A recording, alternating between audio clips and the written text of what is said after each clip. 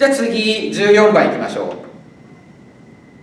出だし、ね、いきましょう。Number 14. Whose coffee cup is that?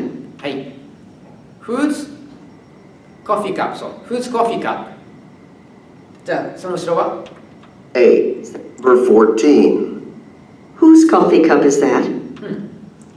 Whose coffee cup is that? 意味はそれはそうですね。それは誰のコーヒーカップですかとか、誰のコーヒーカップそこをまず聞きたいので、誰のコーヒーカップかここをまずターゲットに絞って A, B, C いきましょう。 A. In the grocery store. はい。もう一度、はい。 B. A. Whose coffee cup is that?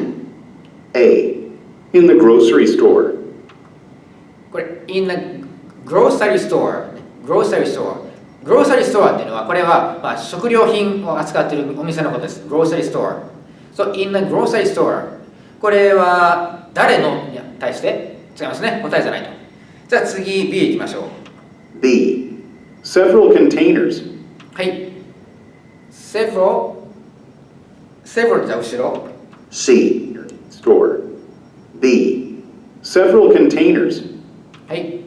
several containers コンテイナーというのはこれは容器入れ物のことです。だから several はいくつかいくつかの入れ物です。そうするとこれ誰のコーヒーカップに対していくつかの入れ物違いますね。じゃあ C かなと、ね、じゃあ C いきましょう。 C. I think it's Maria's. はい。 I think じゃあその後ろ C. I think it's Maria's. はい。 I think it's Maria's と意味はマリアのだと思いますとですね。そうするとこれ誰のコーヒーカップマリアのだと思います。これ正解とね。じゃあ14番 C が正解と。じゃあ次